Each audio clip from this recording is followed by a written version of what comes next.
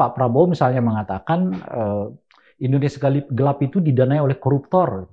Tapi Anda lacak indikator 1-2 yang disebutkan Pak Prabowo untuk menunjukkan itu apa, kita nggak tahu.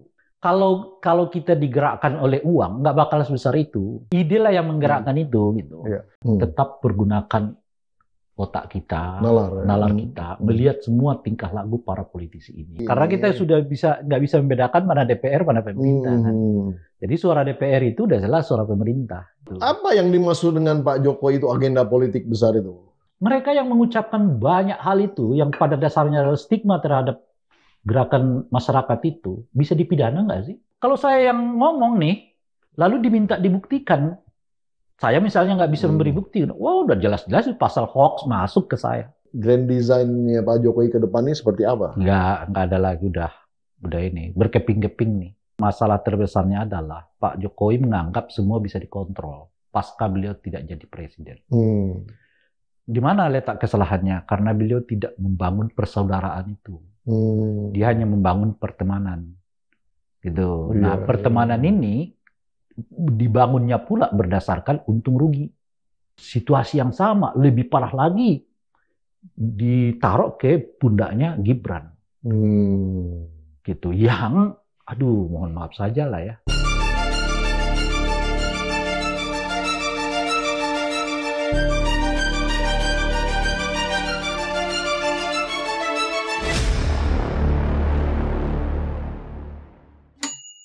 Bismillahirrahmanirrahim. Assalamualaikum warahmatullahi wabarakatuh. Sobat Forum yang luar biasa, kembali bersama saya Bung Bidayatullah di acara PhD 4K. Podcast hanya di sini, kritis, kreatif, konsisten, dan kocak. Menyikapi ataupun melihat langkah-langkah politik dari Pak Jokowi ini memang sangat menarik untuk kita terus kemudian diskusikan begitu ya. Karena dari mulai statementnya bahwa akan ada agenda politik besar sampai kemudian statement akan mendukung secara all out partai yang baru berlambangkan gajah. Di studio sudah ada Bung Ray Rangkuti, iya, Roy Suryo, Rismon, Dr. Tifa dan kawan-kawan ini. Banyak yang bilang ada pendanaan besar di belakangnya dan kemudian juga disampaikan oleh Pak Jokowi sendiri. Pak Prabowo? Ya enggak, Pak Jokowi yang bilang bahwa ada agenda politik besar itu. Nah, kalau agenda politik besar, seyogianya di dalam konteks berpikirnya ada pendananya yang real dan kemudian ada strukturnya. Tapi saya melihatnya bahwa ini adalah suatu basis tadi volunteerism yang memang kemudian menyuarakan kebenaran begitu. Gimana menurut pandangan Bung Ray? Itu kan yang berkali-kali diungkapkan oleh para elit kita kan, tapi satu atau dua sinyal pun mereka nggak sebutkan gitu, untuk menunjukkan bahwa apa yang mereka sebutkan itu adalah sesuatu yang nyata gitu. Kan mereka tinggal sebut aja itu didanai asing. Siapa pendananya gitu kan? Nggak ada satu dua sinyal pun yang mereka mau sebutkan. Kesulitan kita kan di situ. Lalu terakhir kan Pak Prabowo misalnya mengatakan Indonesia gelap itu didanai oleh koruptor. Tapi Anda lacak indikator 1-2 yang disebutkan Pak Prabowo untuk menunjukkan itu apa, kita nggak tahu. Nah maksud saya nggak tahu siapa di belakang itu gitu ya. Gimana tahu, tapi nggak ada indikatornya sama sekali. Coba sekiranya beliau menjelaskan indikatornya ada 1 atau 2. Kan kita bisa tracking kan. Oke. Nah ini padahal ada loh bukunya misalnya Sahgan dan Nenggolan kan. Yang diterbitkan sebelum Pak Prabowo berbicara loh itu ya, yang menguji dan sekaligus meneliti gerakan Indonesia Gelap itu. Di temuan itu dibukukan, ada bukunya tuh. Di temuan bukunya Sahgan itu dinyatakan itu organik. Organik kan? Organik, muncul berdasar kesadaran dari mahasiswa, bahwa ada sesuatu yang mencemaskan di dalam republik ini dan mereka kemudian bergerak. Bahwa gerakan itu 1-2 orang mengambil keuntungan politik, ya itu kan memang tradisi di mana-mana. Tapi faktor munculnya itu nggak bisa lo bantah bahwa itu bukan organik gitu loh. Nggak ada yang menggerakkan itu gitu. Itu ada bukunya kok, resmi itu dikeluarkan. Nah, jadi ada bukti yang menulis Indonesia Gelap itu bahwa itu lahir secara organik, lalu disebutkan oleh Pak Prabowo misalnya, itu didanai dari koruptor tanpa memberi satu sinyal atau dua sinyal gitu loh, untuk menguatkan barang itu. Makanya kemarin tuh dalam satu wawancara ya. Indonesia Gelap ini kan ada Abraham Samad di situ ya. Bukan, ini mah yang anak-anak muda itu ya. Iya, mahasiswa itu kan. Iya. Bukan kalau Abraham Samad itu yang ke kampus-kampus itu bukan itu. Iyalah, tapi maksud saya kan awalnya itu mahasiswa ini gitu loh, yang bergerak ya. Iya, itu persis seperti kita dulu 98 kan. Kesadaran kita aja kepung DPR gitu loh. Iya. Bahwa kemudian setelah DPR itu Amin Rais datang, ini datang, itu kan. Iya. Termasuk misalnya, setelah kita kepung DPR itu, saya minta Bang Buyung ngomong kok. Tapi sudah di DPR, tapi masuknya ke DPR itu nggak ada rekayasa siapapun. Betul. Hanya negosiasi, cuman. Hampir mirip dengan yang kasus MA tempo hari ya. Iya. Masyarakat ke DPR itu. Iya. Untuk menahan keputusan DPR untuk mengiyakan. Iya. Nggak ada itu. Kalau kita digerakkan oleh uang, nggak bakal sebesar itu. Justru malah tanggung biasanya. Ide lah yang menggerakkan itu, gitu. Iya. Jadi ide ini sangat berbahaya ya kalau misalnya kemudian mereka seragam dan kemudian bergerak. Oh iya. Artinya berbahaya di dalam konteks posisi kekuasaan. Oh iya. Bukan dalam konteks kenegaraan. Mungkin kalau dalam konteks kenegaraan justru kita butuh yang seperti itu. Iya. Balancing kan sebenarnya. Ya, apalagi di tengah hampir tidak ada lagi oposisi kan. Tidak ada oposisi, DPR-nya adem ayem. Gitu. Sudah enak dengan dirinya sendiri. Iya, istilah saya DPR-nya sudah seperti DPR Orde Baru yang 5D. Masih ingat 5D itu? Iya. Datang, duduk, diam, dengar, duit. Oh, yang sekarang duitnya gede lagi ya. Tunjangan naik terus. Gede banget. Jauh dari yang kalau dulu masih kecil-kecil. Iya. Masih istilahnya bakti lah. Iya. Kerja bakti lah kata istilahnya gitu kan. Nah, sekarang tunjangan naik terus ya kan. Biaya transport naik terus, biaya kunker naik terus. Kunker ada kunker jalan-jalan ke luar negeri, ada kunker spesifik, ya ambil terus. Iya. Artinya untuk marah-marah dan kemudian melawan balancing dengan kenikmatan seperti itu udah beda. Beda. Nah, ini kita nggak perlu lagi dengar DPR, cukup dengar apa kata pemerintah saja. Iya. Cukup lah ya. Akhirnya makanya muncullah gerakan-gerakan civil society. Karena kita sudah nggak bisa membedakan mana DPR, mana pemerintah. Kan? Jadi suara DPR itu udah jelas suara pemerintah. Jadi nggak perlu lagi mendengar apa kata DPR, cukup aja dengar kata pemerintah. Lalu apa yang dimaksud dengan Pak Jokowi itu agenda politik besar itu? Itu yang saya sebutkan nih, kan saya mengatakan ini elit-elit ini berbicara tentang ini. Gitu. Yang kita nggak tahu sinyalnya aja kita nggak pernah dikasih tahu gitu, apalagi faktanya gitu ya. Tapi mereka nggak bisa diapa-apain. Gerakan ini? Bukan, elit yang berbicara tentang ini itu yang menstigma banyak sekali elemen sisi mereka nggak bisa diapa-apain. Itu terbalik hukumnya. Kalau misalnya, kalau saya yang mengucapkan, ya, Bung Pumpida yang mengucapkan, itu loh presiden tuh anu-anu. Anda nggak bisa buktikan, Anda kena hoax, dipidana. Betul. Nah sekarang mereka yang mengucapkan banyak hal itu, yang pada dasarnya adalah stigma terhadap gerakan masyarakat itu, bisa dipidana nggak sih? That's a good question. Nah, iya. Ini so, kalau saya yang ngomong nih, lalu diminta dibuktikan, saya misalnya nggak bisa memberi bukti, udah jelas-jelas pasal hoax masuk ke saya. Atau ujaran kebencian. Iya macam-macam, udah masuklah ke saya tuh. Gitu. Iya. Tapi kalau mereka berbicara tentang yang kamu dapat dana asing, kamu dapat dana dari koruptor, ada agenda besar di belakang ini, mereka nggak ngasih sinyalnya macam-macam, itu tuh nggak bisa diapa-apain. Jadi mereka bisa ngomong apapun tentang banyak hal yang nggak bisa kita buktikan, mereka tetap terbebas. Tapi jangan dilakukan rakyat. Sekali kita mengucapkan sesuatu nih, misalnya Menteri Ano tuh begini, kami kena pasal kalau nggak penyebar hoax karena mencemarkan nama baik atau Anda meruntuhkan keuangan pemerintah. Bodoh. Di Amerika saja gerakan-gerakan pro demokrasi itu masih ada. Dan mereka melawan sekali ide isu-isu tentang pemberangusan opini seperti ini. Bahkan mereka melihat bahwa pemerintah yang menyebutkan adanya ujaran kebencian itu juga salah itu. Karena sebenarnya orang antara kritis, being critical, dengan ya mirip-mirip benci kan sebenarnya kan. Ketika dia bicara pasti dia kan ya istilah menyalahkan. Nah, konteks menyalahkan itu pada tingkat tertentu mungkin tidak ya. Kalau masyarakat menuduh lah katakannya sesuatu, lalu ia nggak bisa membuktikannya, itu pada tingkat tertentu bisa dipahami. Karena dia nggak punya banyak akses untuk mendapatkan informasi tentang apa yang ia tuduhkan.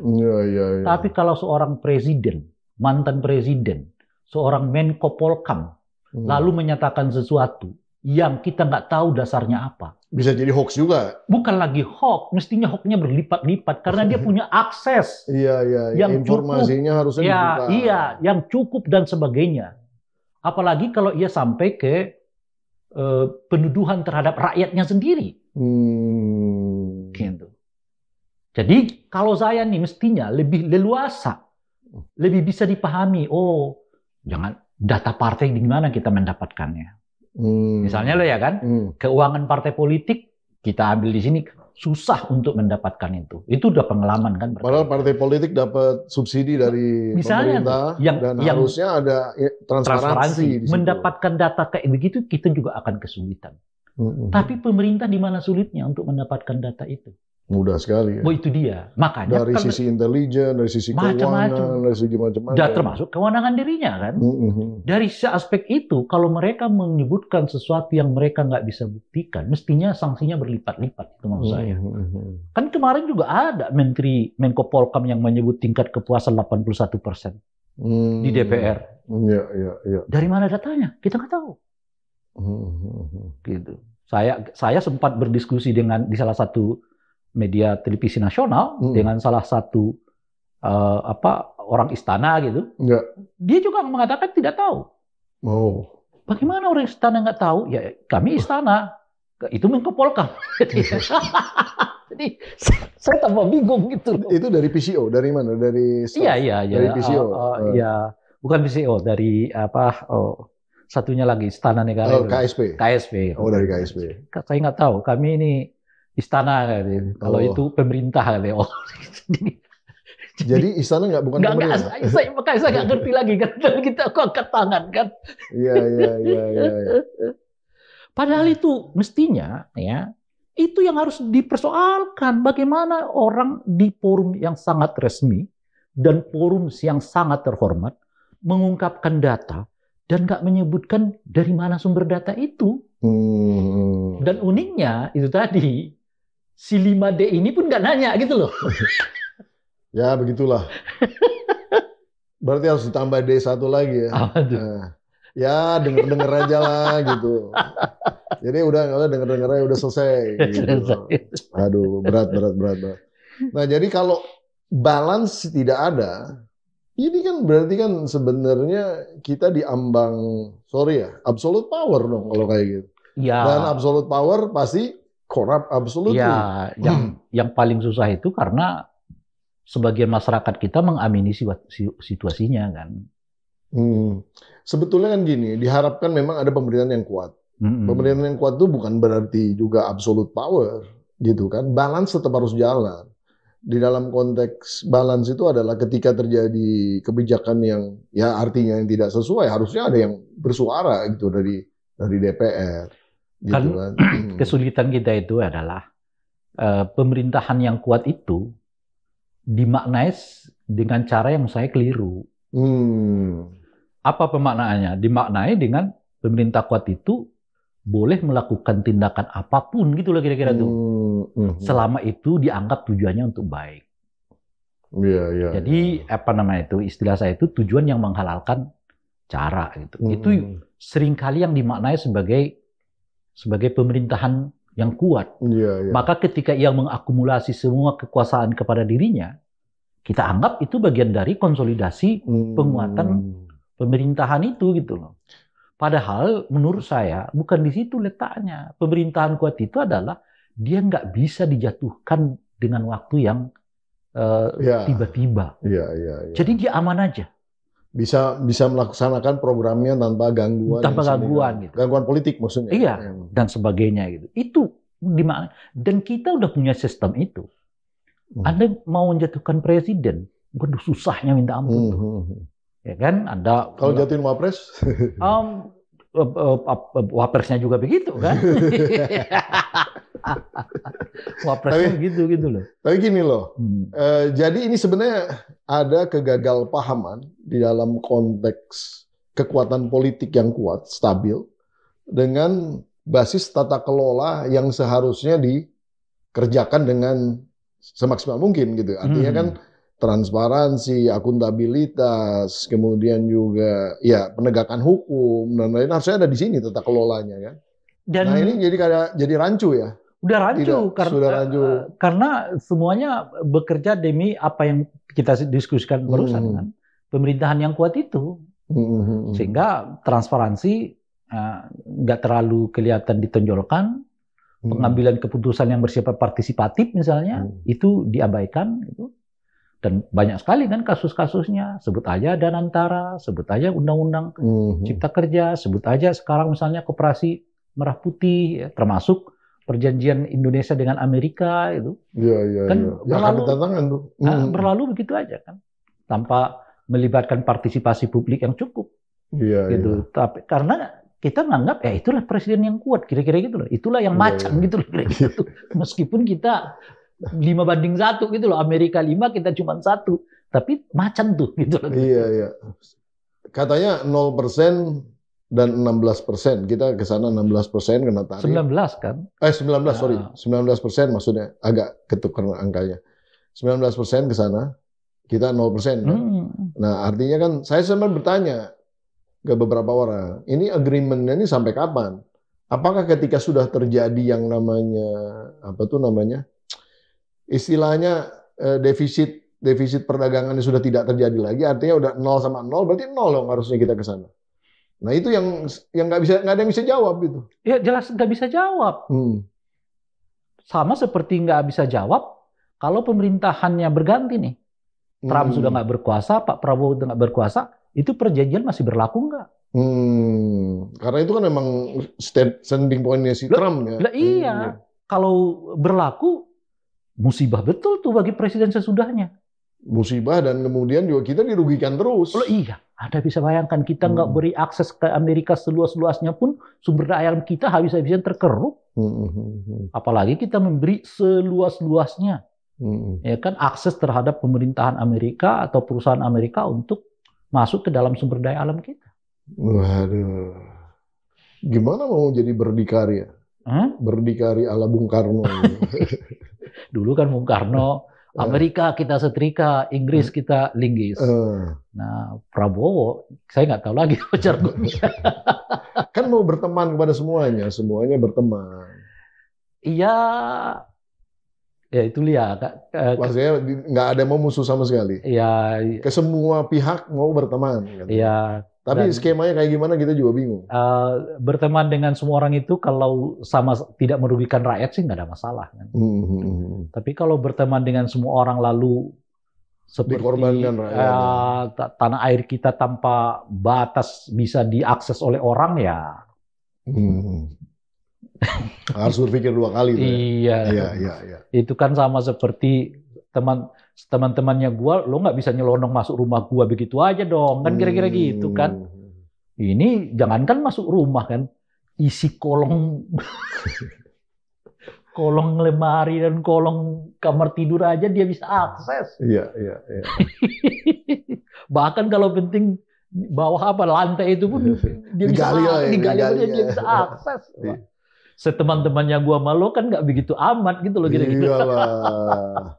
Pertemanan itu tetap menyisakan satu basis kepentingan privasi yang harus dijaga. Kan? Harus selalu ada respect ya terhadap itu. Oleh karena itu ya dari 5 poin itu ya 5. Saya kira yang bagi saya yang berjangka sangat panjang itu adalah soal akses mereka terhadap sumber daya alam itu. Itu efeknya akan kelihatan bisa parah sekali gitu ya. Kalau perdagangan kan bisa timbal balik lah ya kan. Tapi kalau akses mereka Mereka mau kemana aja bisa kok. Iya, iya. Nah, pernah kita bahas juga bahwa sudah tidak ada partai yang membela Pak Jokowi. Pernah kan? Istilah saya itu tidak ada kawan lagi. Iya. Makanya tiba-tiba muncullah partai baru, bukan partai baru sih, baru lambangnya namanya. Lambangnya gajah lagi. Wih. Ada yang bilang gajah itu mepet-mepet ke urusan dengan Gajah Mada, Universitas Gajah Mada kali maksudnya. Nggak tahu juga. Tapi anyway, yang saya lihat langkah Pak Jokowi ngambil statement seperti itu di Munasnya PSI pada saat itu ya. Partai Solidaritas Indonesia yang berganti lambang dari lambang bunga mawar yang katanya kalau mawar terlalu soft. Wah, sekarang muncul dengan gajah yang kata ketua umum yang terpilihnya, gajahnya nggak apa-apa kecil, tapi nanti akan jadi gajah yang besar katanya di 2029. Tapi ada yang lucu dari statementnya Pak Jokowi itu, saya akan all out membantu yang partai ini, bekerja untuk partai ini untuk secara all out gitu kan. Tapi untuk pendanaannya katanya nyari sendiri katanya. Itu agak membingungkan tuh statement itu. Padahal sebenarnya nggak perlu nyari sendiri juga. Udah bisa dibantuin tuh ya. Ya, saya nggak tahu.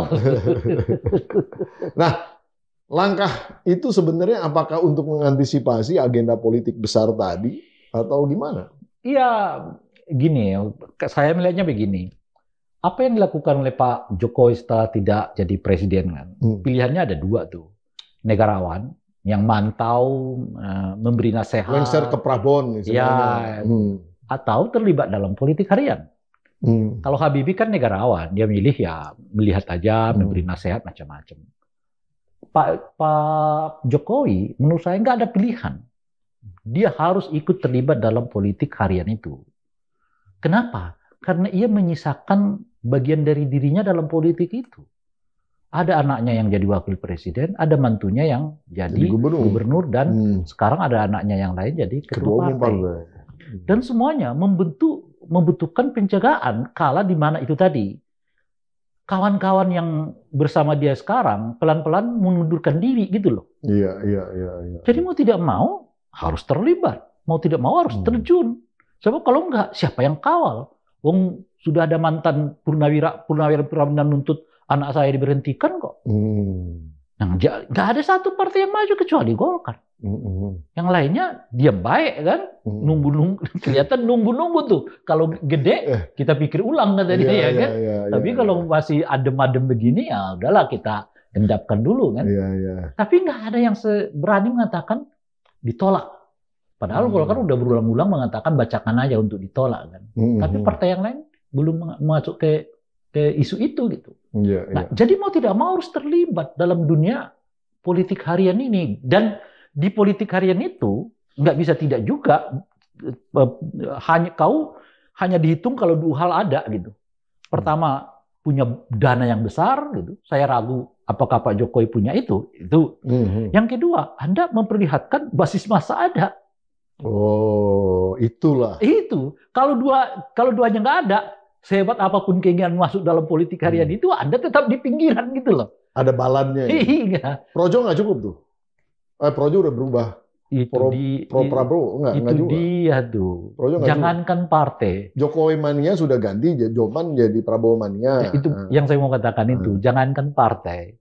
Yang mengidentifikasi ke dirinya aja pun ganti presiden, ganti lagi namanya gitu loh. Iya. Kalau kemarin apalah pro Jokowi, apalah istilahnya macam-macam lah Jokowi mania. Sekarang udah Prabowo semua.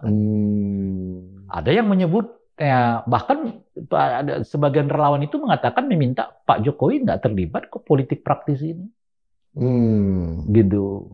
Ya apalagi partai kan, relawannya aja berhitung sekarang gitu loh, kan gitu. Jadi ngandalin mereka jelas nggak bisa. Sebagian dari relawan itu minta Pak Jokowi nggak terlibat lagi kok, gitu loh kira-kira. Sebagian relawan itu udah mengubah nama dari nama dia ke nama Pak Prabowo gitu. Jadi nggak bisa diandalin gitu. Memang harus punya sendiri. Nah disinilah saya lihat Pak Jokowi tidak lagi mempertimbangkan, tapi sedang mencari partai yang tepat bagi dirinya. Nah, apa yang tepat itu? Ya tentu satu memberi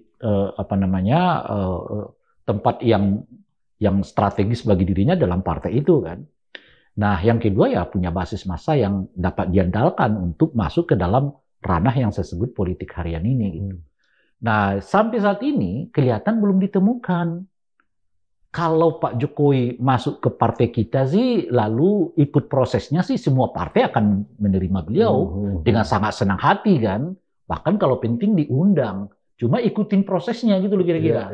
Tapi kalau masuk lalu demi mengakomodir kehadiran Pak Jokowi misalnya ADART-nya kita rubah, ya saya tunggu dulu dong kan.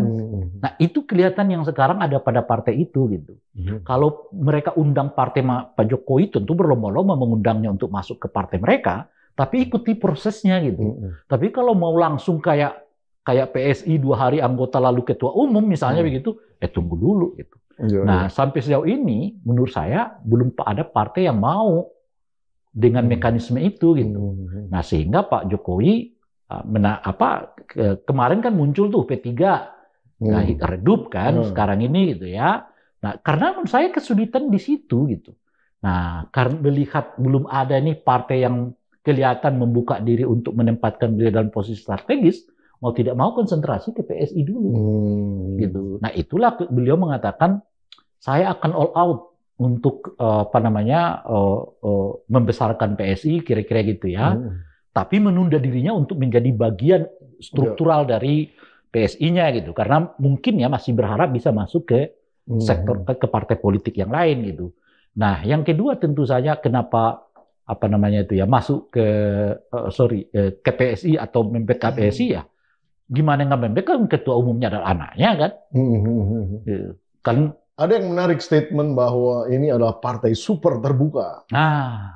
Terus kemudian juga ada statement dari Pak Jokowi ini bukan partai keluarga. Nah, gimana komentar? Pertama yang super terbuka itu saya sampai sekarang masih bingung bertanya ya. Misalnya seterbuka apa? Kalau cuma dipilih sama anggotanya itu sih biasa aja kali ya. Itu memang baru lah ya kan. Sudah ada HIPMI begitu dulu. Bukan organisasi. Kalau partai ya. Partai baru. Kalau gitu. Organisasi lain ya di beberapa tempat banyak, tapi kalau untuk partai memang ini baru. Tapi justru di situ pertanyaan saya, kan mereka menyebut jumlah pemilihnya seperti berapa? 200-an ribu atau berapa? Iya. Untuk sebuah partai yang mendapatkan 2,8, mosok anggota tetapnya cuma 200 ribuan. Anggota kan? Ya kan kalau itu pemilih beda. Hah? Kan itu pemilih, kalau yang 2,8% kan pemilih. Nah, itu dia nggak jelas. Korelasinya maksudnya? Bukan. Kalau mereka menyebut ini one man one vote terhadap para pemilih. Oh, para pemilih. Kepada anggota dong. Iya kan? Anggota itu artinya kan ditandai dengan KTA kan? Ya, yang terdaftar, ya, betul. Jadi dari 200.000. Dari keseluruhan pemilih itu hanya ada sekitar 200-an berapa gitu. Saya lupa persisnya lah peserta pemilihnya itu. Itu artinya yang punya KTA-nya cuma segitu. Itu asumsinya. Iya, memang. Kan dia bilang juga cuma 85% yang memilih. Bukan, dari 200-an itu 85% menggunakan hak pilihnya, betul. Artinya nggak sampai 200 ribu sekian. Betul. Pertanyaan saya, kalau 200 ribu sekian, jumlah pengurus mereka aja mungkin udah sampai segitu. Betul ya. Jadi pengurus aja tuh ya. Itu dia maksud saya. Sebetulnya jumlah anggota mereka yang punya KTA itu berapa? Iya. Itu pertanyaannya dulu. Gitu. Nah itu masih nggak pernah dibuka ke publik tuh ya. Yang mereka sebut jumlah pemilih 200-an ribu. Nggak kebayang sama saya partai yang diwajibkan harus ada di seluruh provinsi, 75% kabupaten kota, lalu 50% di tingkat daerah desa gitu, belum lagi ke cabangnya, jumlah anggotanya segitu. Maksudnya terlalu sedikit atau terlalu banyak? Saya kan udah memberitahu jumlah pengurus saja bisa puluhan ribu orang loh. Iya. Dari struktur nasional sampai ke ranting gitu. Iya. DPC belum lagi nanti mereka buat level desa misalnya gitu. Iya, organisasi sayap. Kan itu semua pakai keanggotaan tuh. Betul. Kalau totalnya 200.000 orang lah misalnya gitu. Boleh jadi setengahnya udah pengurus tuh. Gitu. Kalau NU kan biasanya berapa? NU 2 jutaan ya kalau nggak salah. Apa ya? 60-an juta. 60 juta Iya. NU. Masa partai begitu ya? Itu maksud saya. Lalu targetnya lolos parliamentary threshold membesar. Kan masuk akal saya. Kalau Anda mau lolos dari parliamentary threshold menjadi partai besar, minimal keanggotaan 1 juta loh. Minimal tuh. Itu seluruh nasional ya. Iya. Misalnya kalau kita kaji nih, saya hitung-hitung lagi ya. PDI itu di Jakarta per 2024 seingat saya, dia udah 500.000 anggota. Yang dikeluarkan KTA-nya loh ya. Iya. 500-an ribu itu Jakarta tok. Gitu. Untuk menggambarkan kalau you mau ke 4% itu, KTA-nya minimal tuh lo dapat 1 juta gitu menurut saya.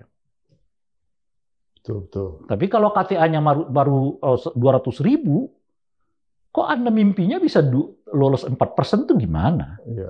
Apalagi mimpi jadi gajah gitu. Gajah yang besar. Tapi, gajah yang mengalahkan katanya. Kalau gajah yang mengalahkan banteng katanya. Ya, tapi kalau gajah ngalahin banteng itu belum tentu. Kalau dalam realnya ya, dalam dunia nyatanya. Karena gajah itu pada dasarnya tidak menyerang, ya kan? Kalau banteng menyerang gitu, kalau marah gitu. Gajah kalau terganggu secara kelompok baru tuh ribut, tapi banyak yang lari sebetulnya.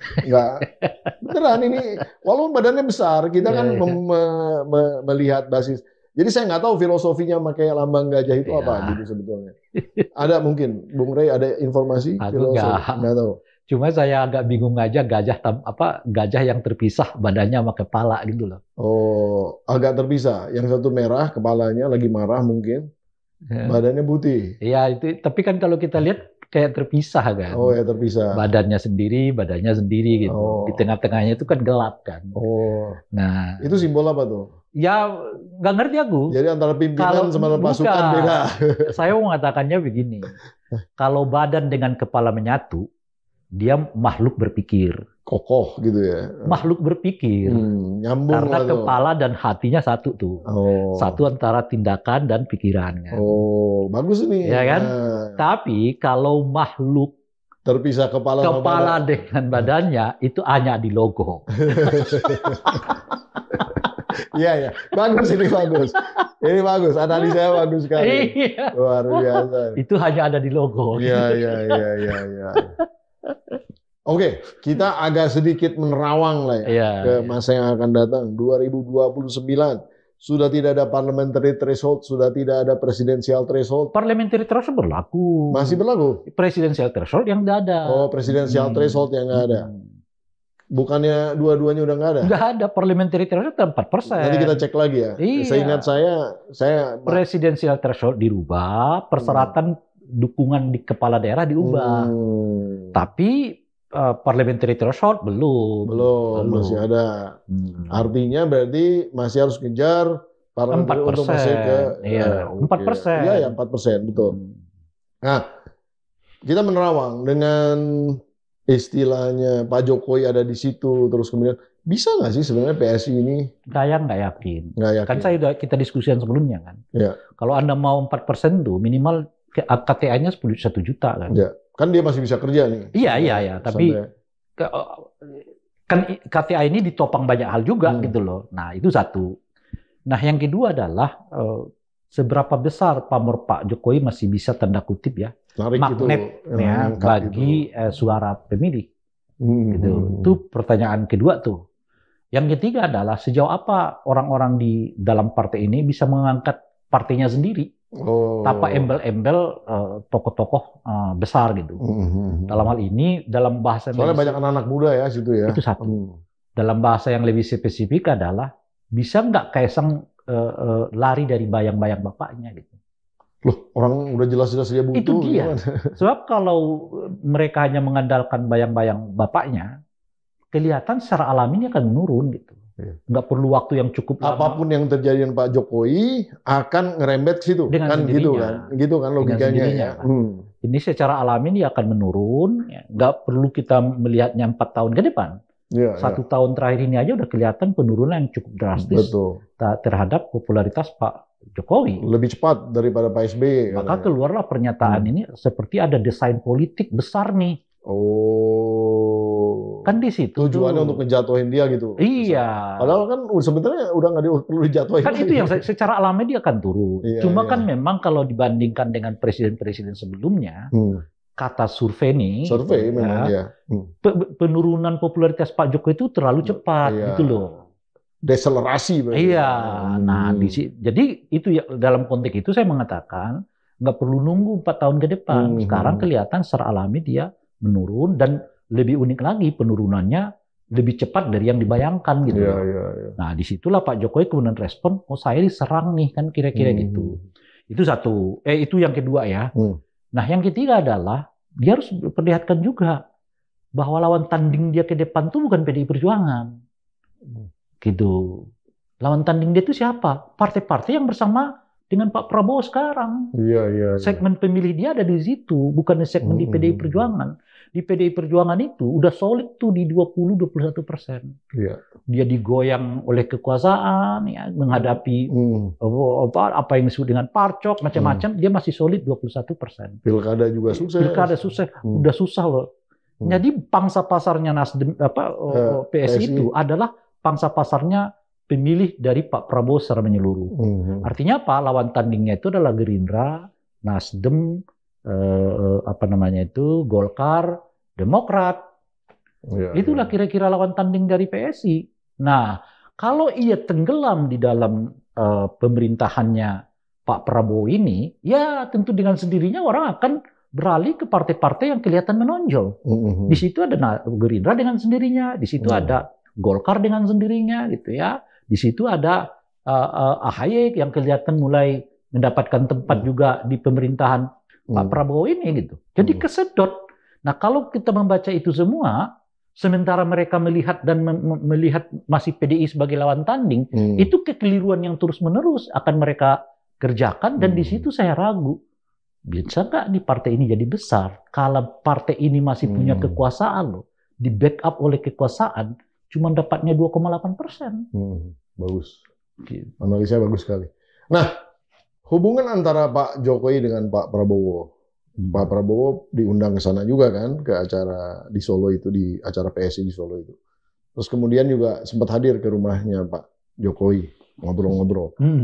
Sinyal-sinyal seperti ini, apakah mungkin Pak Prabowo akan membantu PSI juga, satu. Yang kedua, apakah kemudian nih relationship-nya kayaknya baik-baik aja tuh. Nggak seperti yang orang banyak bilang mau ditinggalkan. Gimana tuh?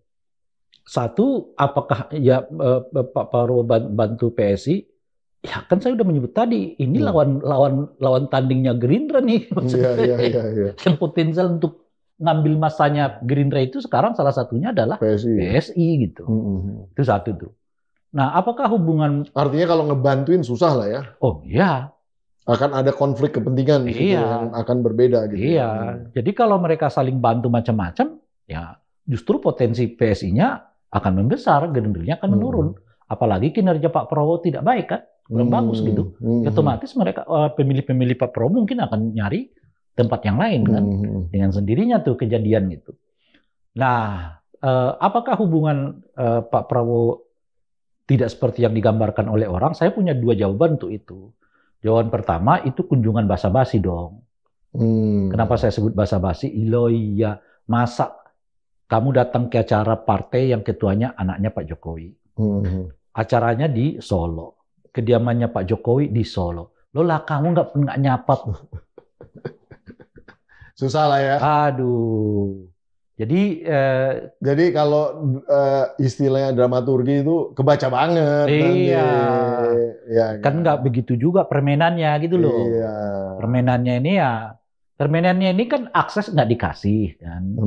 Ini tempat-tempat strategis nggak diberikan. Kan permainannya di situ, bukan konfliktual dalam pengertian seperti Jokowi dengan Ibu Mega, bukan. Iya. Gitu. Nah, jadi lebih cerdas dong ini. Loh iya kan permainan politik ini kan Jadi simpatisan Pak Jokowi tetap sama kita, tapi akses kepada kekuasaannya sebetulnya sedang digerogoti gitu loh.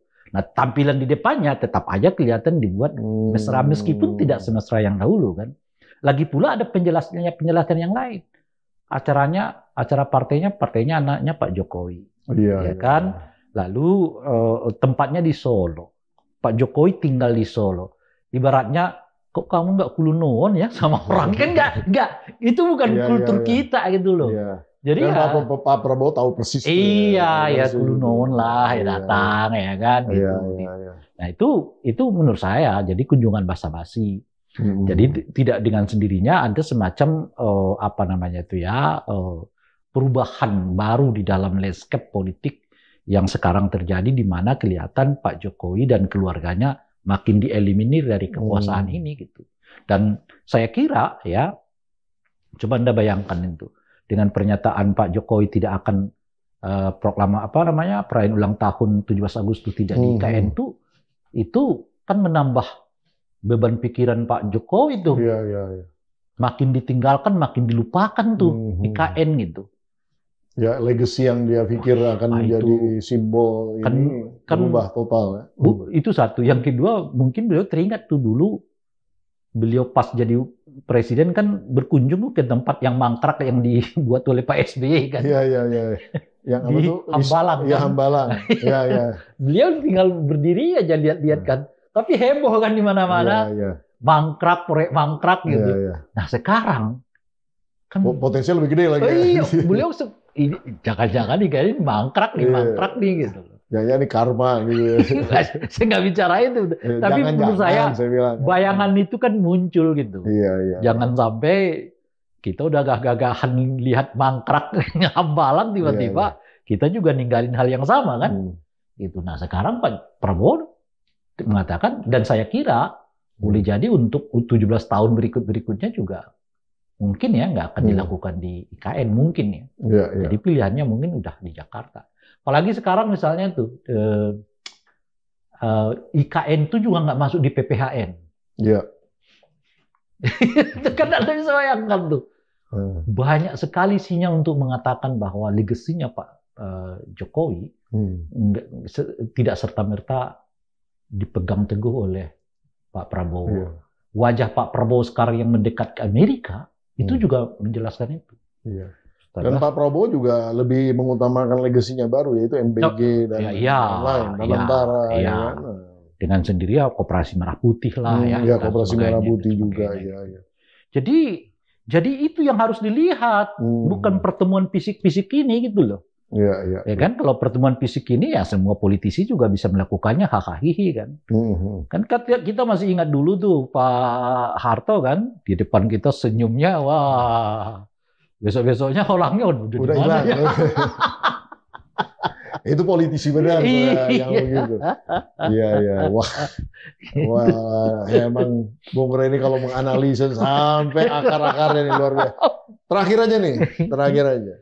Kira-kira di dalam konteks apa? Sorry Bu, masih saya ingat satu lagi tuh. Apa itu? Kan di PSI itu Pak Prabowo mengatakan PSI gajah ini binatang kesayangan saya. Oh iya. Jadi orang mau menunjukkan bahwa begitu dekatnya Pak Prabowo dengan PSI dilambangkan dengan pemilihan gajah sebagai simbol partai politik, logo partai politik kan. Iya. Ternyata gajah itu binatang kesayangan Pak Prabowo. Gitu. Bukannya kuda ya?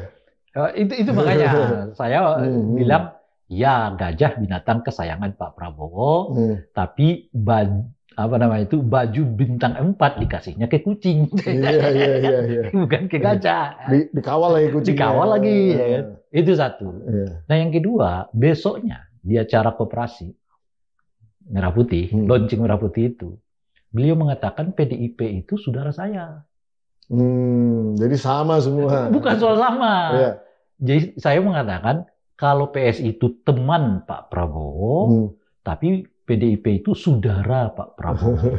Coba di dalam kultur bahasa sosial kita, teman itu lebih dekat dari saudara apa enggak? Iya. Kan artinya saudara dibantu dulu baru teman. Iya. Wah, ini ada aja. Iya kan. Jadi PDIP itu kan Pak Prabowo sendiri yang mengatakan PDIP seperti kakak saya. Jadi Gerindra sama PDIP ini seperti kakak beradik. Ya kan? Itu sedulur kita semua kata Pak Prabowo kan. Meskipun PDI tetap di luar, tapi sedulur gitu loh. Jadi kalau ada masalah, yang dicari saudara dulu bukan teman dulu. Betul. Yang dibantu saudara dulu bukan teman dulu gitu. Apalagi di acara itu Pak Prabowo sama Puan mesra. Jadi bukan wapres itu, Puan Maharani di situ. Nah itu yang saya mau katakan tadi itu kan, menunjukkan kepada kita jangan terpesona pada tampilan-tampilan ini. Ya kan, dilihat fakta-fakta yang baru sehari itu. Ya, PSI adalah teman kita, besoknya PDI saudara kita. Ya, kalau saudara dalam tradisi di Indonesia, ya tentu jauh lebih kuat ikatannya dibanding dengan teman gitu. Apalagi teman itu ya istilah saya, ini masih ada kalkulasinya tuh. Kalau saudara itu kan nggak ada kalkulasi. Saudara baik, saudara buruk kita bantu. Namanya saudara. Betul. Hubungan darah kan. Iya, dan nggak bisa lepas kan. Nggak bisa lepas. Tapi teman baik, teman buruk ya kita perhitungkan. Ada hitung-hitungan. Ada hitungannya. Kalau teman nggak nguntungin, sorry dulu ya kan. Sorry ya kan. Tapi kalau teman baik nguntungin kita, jalan. Kalau nggak nguntungin kita, sorry ya kan. Yang terakhir sebenarnya simpel nih, tentang misalnya katakanlah ya langkah-langkah politiknya keluarganya Pak Jokowi ini kan selalu sentralnya Pak Jokowi kan. Nah, kira-kira dengan ngambil PSI dan kemudian Gibran masih di Wapres, Bobi di Sumatera Utara gitu ya, Kaisang jadi ketua umum PSI, ini kira-kira planning grand design-nya Pak Jokowi ke depan ini seperti apa? Nggak ada lagi udah ini berkeping-keping nih. Sudah berkeping-keping. Jadi nggak bisa dibuat grand design yang benar-benar. Masalah terbesar mereka menurut saya ya, masalah terbesarnya adalah Pak Jokowi menganggap semua bisa dikontrol pasca beliau tidak jadi presiden. Di mana letak kesalahannya? Karena beliau tidak membangun persaudaraan itu. Dia hanya membangun pertemanan. Gitu. Nah, pertemanan ini dibangunnya pula berdasarkan untung rugi. Nah sekarang teman-teman ini kalkulasi nguntungnya apa? Disamain sama tentu saja. Nguntungnya apa?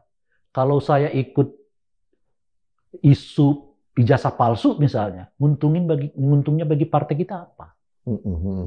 Kan lebih baik diam. Ketimbang ikut-ikutan misalnya backup Pak Jokowi soal ijazah palsu. Yang malah bukannya untung, kita malah ikut-ikut jadi ya kan pembicaraan publik dalam konteks negatifnya gitu.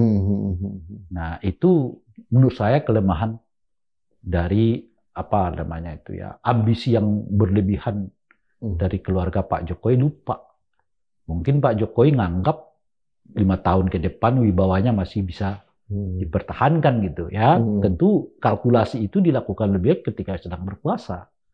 Dengan menurut saya ya pergaulan politik yang sebetulnya nggak terlalu luas di lingkungan politik nasional kita. Elit di elit. Iya gitu. Nah situasi yang sama lebih parah lagi ditaruh ke pundaknya Gibran. Gitu. Yang aduh mohon maaf saja lah ya. Mungkin Bung Pumpida keliling Indonesianya jauh lebih banyak dibandingkan Gibran sendiri sebelum jadi wakil presiden loh ya. Betul. Anda mungkin dari Sabang sampai Merauke udah kunjungi itu. Udah tahu tuh apa yang di Aceh, apa yang di Papua, macam-macam gitu ya. Nah, kita ngerti Indonesia itu tanahnya kita injak satu-satu kan kira-kira gitu. Dan ada yang kenal secara baik ya. Tentu di saja. Setiap daerah ada yang kenal secara baik. Kita datang ke sana ngopi Bung Rai sini. Nah, itu. Gitu loh. Ada saudara. Ada ngopi di sini, di sini. Kita kenal tuh. Benar. Jadi itu menurut saya nggak terbangun nih di keluarga ini. Ada teman, nggak ada saudara. Ada memang teman, tapi teman ini teman yang ngitung untung rugi. Iya, iya. Ya kan, kalau nggak untung, ya ngapain? Ngapain? Deket-deket. Iya, ngapain gitu loh. Iya. Nah, itulah yang. Jadi kalau Pak Jokowi tidak menawarkan keuntungan-keuntungan itu bagi yang lain, nah ini ya desain ini menurut saya sih ini semua. Kan makanya kan yang kelihatan sekarang lebih banyak menghadapi masalahnya ketimbang kan anak didorong untuk dimasukkan. Bobby dikait-kaitkan dengan OTT, KPK dan sebagainya gitu. Jadi tantangannya besar bagi Pak Jokowi. Dalam konteks itulah saya mengatakan nggak ada pilihan bagi Pak Jokowi kecuali terlibat di dalam politik harian ini. Gitu. Iya, iya, iya. Bung Rey ini kan dari Lingkar Madani ya. Iya. Dan kemudian Lingkar Madani ini berharap bahwa civil society berperan di dalam konteks keterlibatannya melakukan shaping up ataupun membentuk yang namanya negara ini tentunya. Nah, sejak beberapa tahun terakhir ini saya dengar lembaga-lembaga yang pro demokrasi itu semakin sulit mendapatkan funding dari luar. Kenapa itu, Bung Rey? Ya, pertama kan khususnya setelah Trump kan memang semua bantuan negara pemerintahan Amerika terhadap donor itu kan diputuskan. Diputus setelah Trump. Tapi kan sebelumnya pun udah mulai susah sebelumnya, ya. Kalau konteksnya dengan demokrasi ya, ini demokrasi saya tidak tahu di luar itu. Gitu. Karena sudah ada asumsi bahwa atau mereka sudah sampai pada semacam kesimpulan bahwa Indonesia itu sudah melampaui bayangan mereka pencapaian demokrasinya gitu. Melampaui itu artinya mundur atau maju? Maju. Oh, lebih maju. Lebih maju dalam bayangan mereka. Jadi sudah sangat bebas. Enggak itu, bahwa trennya sekarang menurun, ya. Iya. Tapi kan sebelum-sebelumnya kita udah menurut bacaan mereka sudah pada level matang, sudah pada level yang nggak perlu lagi dikawal, kira-kira gitu. Oleh karena itulah mereka pindah ke negara-negara dengan demokrasi baru kan. Iya. Afghanistan, negara Timur Tengah, ya, Amerika gitu. Jadi Indonesia dia di luar dugaan mereka, kita lebih cepat dari yang mereka bayangkan. Kalau per sistem kan memang benar kan. Artinya keterlibatan civil society di dalam konteks membentuk negara ini tadi udah cukup. Karena mereka menganggap bahwa mereka itu kan lihatnya by design-nya kan sistemnya udah terbangun gitu. Ya karena mereka melihat sistemnya udah terbangun, ya mereka menganggap ya selesai di situ gitu. Bahwa dalam sistem itu ada kekacauan seperti saat ini atau sistemnya mulai dikangkangi kembali gitu, itu sudah tidak lagi mereka lihat gitu loh. Biar terjadi evolusi sendiri ya, gitu ya. Jadi bagi mereka sih 2004 2005 udah selesai. Iya. Di 2004 2005 itu kan kita sedang sedang semangat-semangatnya menyusun hampir semua sistem pemilu kita, partai politik, ya penyelenggara pemilu gitu ya. Lahirlah MK, lahirlah KPK, ya lahirlah macam-macam. Iya. Jadi memang instrumen yang dibutuhkan di dalam negara yang demokratik 2004 2005 itu udah mulai tersusun. Nah, disitulah mereka menganggap, wah ini di luar dugaan, nggak secepat itu gitu loh kira-kira. Iya. Orang lain kan bisa 10 tahun, 12 tahun menyelesaikan itu semua gitu. Kita dalam jangka 4 tahun, 5 tahun juga udah. Nah, sejak saat itu negara-negara donor yang masuk ke isu-isu demokrasi ya satu persatu mulai hengkang, lebih khusus lagi karena mulai terjadi negara-negara Arab yang masuk dalam transisi demokrasi itu. Oke. Nah, kalau kemudian setelah demokrasi terimplementasi dan kemudian kebebasan ada di situ, namun juga membuka peluang yang namanya penguasa yang terpilih, itu kemudian memainkan kartu-kartunya untuk melakukan dalam tanda petik rekondisi lah.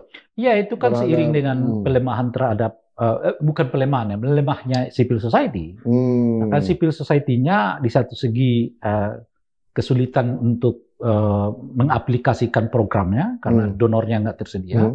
Saat yang bersamaan kan tidak ada bantuan apapun terhadap mereka, baik dari pemerintah maupun dari masyarakat kan. Ini sudah berapa lama ya? Wah, kan kalau 2004-2005 kita anggap sebagai fase pengkonsolidasian itu, Anda bisa bayangkan hampir mungkin 2009 masih kelihatan lah, karena 2009 ini 2014 juga saya kira udah hampir 10 tahun lah. Iya. Artinya sebetulnya kan kalau misalnya ada orang yang berkoar-koar di dalam konteks isu ini, isu itu, mereka tidak di-fund oleh asing ini. Gitu. Makanya saya bertanya kepada Pak Prabowo, mana NGO mana yang dibantu asing untuk apa namanya? Jadi agenda-agenda asing di dalam konteks gitu. Artinya mereka benar-benar self-sustain ya sekarang. Mencari dana dari sebisa mungkin lah ya. Saya voluntary semua. Voluntary. Ya artinya mendanai diri sendiri, self-funding itu tadi yang saya bilang. Itu mungkin sebagiannya ya lebih pada aspek itu.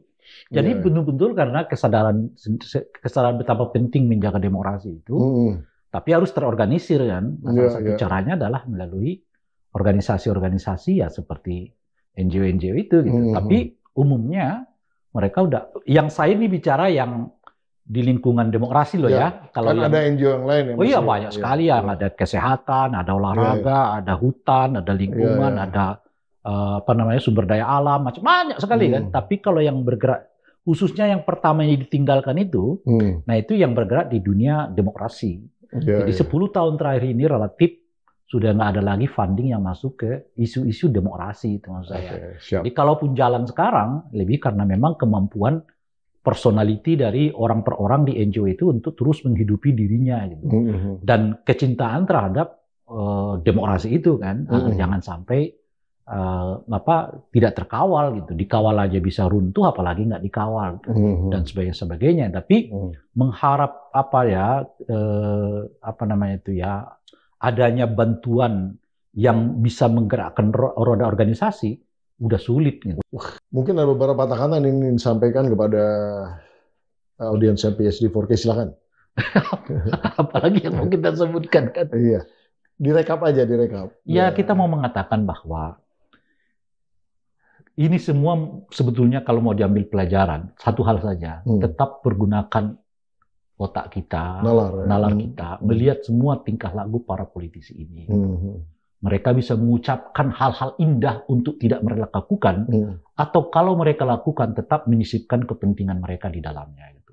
Oleh karena itu, tetaplah jadi masyarakat rasional, berpihak untuk sesuatu yang memang harus kita pihaki, tapi jangan lupa untuk berani mengkritik jika itu memang sesuatu yang kita anggap tidak tepat. Dan jangan takut untuk tidak kebagian apa-apa. Rezeki bukan di tangan penguasa. Rezeki di tangan Tuhan. Bukan di tangan penguasa. Di tangan penguasa. Jadi tidak perlu merasa ditinggalkan, merasa macam-macam karena Anda tidak kebagian. Tidak kebagian itu adalah pilihan karena Anda lebih mengutamakan kebebasan, sikap rasional ketimbang segala macam jabatan itu. Terima kasih Bung Rey. Sama-sama. Dalam sekali itu pesannya tadi ya.